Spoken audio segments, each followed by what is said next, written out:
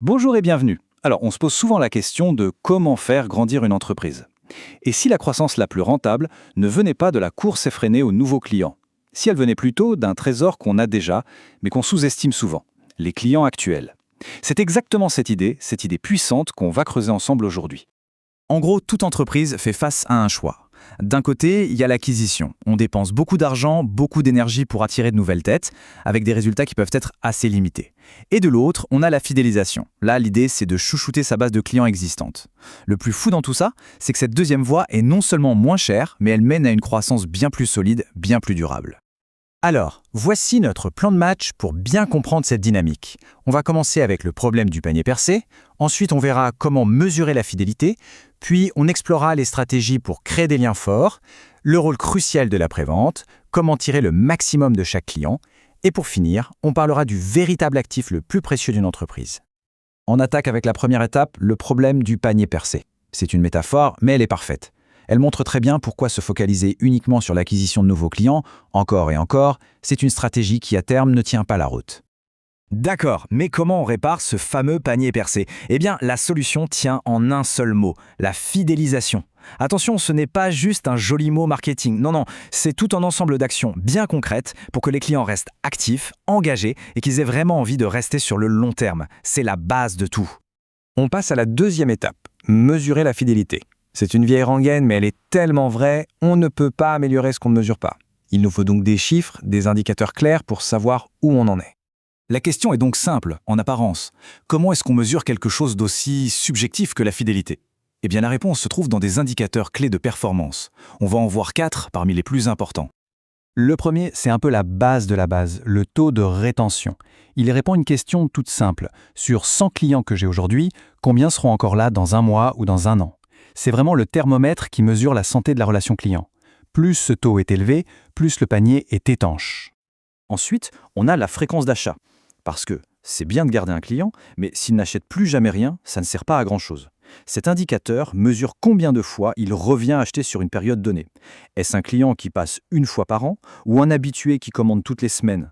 La différence est juste énorme. Un client fidèle, c'est un client qui revient. Ah, la fameuse valeur vie client, ou CLV. Alors là, on change complètement de perspective. On ne regarde plus une seule vente, un seul achat, non. On essaye d'estimer tout l'argent qu'un client va rapporter à l'entreprise pendant toute la durée de sa relation avec elle. Et ça change absolument tout.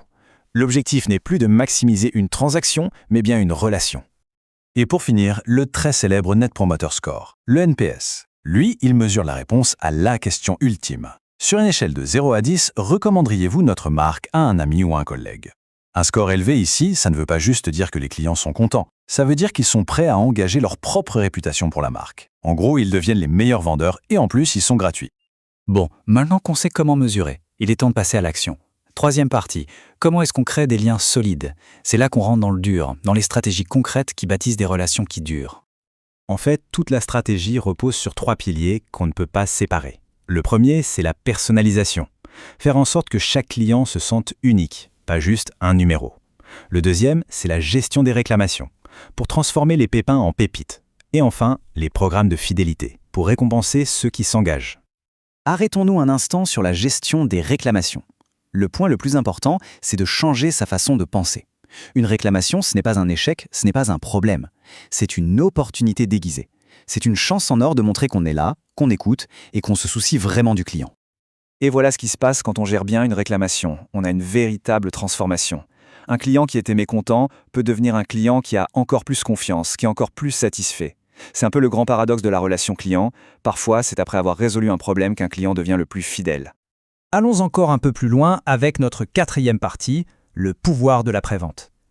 Il faut bien comprendre que la vente, ce n'est pas la fin du chemin. Au contraire, c'est souvent le début. C'est après l'achat que la fidélité se joue vraiment. Un bon service après-vente, c'est crucial pour 3 raisons. D'abord, ça résout les problèmes de manière efficace. Ensuite, ça renforce la confiance du client dans la marque. Et enfin, ça l'incite directement à racheter plus tard. La boucle est bouclée. L'objectif ultime de cette phase, le Graal en quelque sorte, c'est une transformation. On ne veut pas seulement garder le client. On veut en faire un véritable ambassadeur, quelqu'un qui, de lui-même, va parler en bien de la marque et attirer de nouveaux clients de la façon la plus authentique et crédible possible. Une fois qu'un client est fidèle, la relation ne fait que commencer. Et ça nous amène directement à notre 5e section. Comment maximiser sa valeur? Il s'agit maintenant d'augmenter le chiffre d'affaires généré par cette base de clients loyaux. Pour ça, il y a 2 techniques classiques mais redoutables. D'abord, l'upselling, c'est le fameux pour 1 euro de plus, vous avez le menu au-dessus. Ensuite, le cross-selling. Et avec ça, vous prendrez des frites. Quand elles sont utilisées de manière intelligente et pertinente, ces 2 stratégies augmentent la valeur de chaque panier sans avoir à courir après de nouveaux clients. Mais attention, il faut le faire intelligemment. On se rend souvent compte qu'une petite partie des clients, disons 20%, génère une énorme partie des revenus, parfois jusqu'à 80%. L'idée, c'est donc d'analyser les données pour repérer ces clients à fort potentiel et de concentrer les efforts là où ça rapporte le plus. Tout ça nous amène logiquement à notre dernière section, le sommet de la pyramide, l'actif le plus précieux d'une entreprise. Il est temps de parler d'un concept un peu plus avancé, le capital client. Le capital client, ou Customer Equity en anglais, c'est une idée assez révolutionnaire. C'est la somme de la valeur monétaire de tous les clients de l'entreprise. Avec cette vision, la base de clients n'est plus une simple liste de contacts, elle devient un véritable actif, un trésor qui a une valeur quantifiable au même titre qu'une usine ou des brevets. Donc s'il y a une chose à retenir de tout ça, c'est que la fidélisation des clients, ce n'est pas juste une bonne pratique à cocher sur une liste. Non, c'est un élément absolument vital pour une croissance saine, durable et pour le succès à long terme de n'importe quelle entreprise. Et pour conclure, tout se résume à cette question fondamentale. Est-ce que les clients sont vus comme une dépense, un coût qu'il faut essayer de réduire? Ou est-ce qu'ils sont considérés comme un investissement, un capital qu'il faut faire grandir? La réponse à cette question, eh bien, elle change absolument tout. Merci d'avoir suivi cette analyse.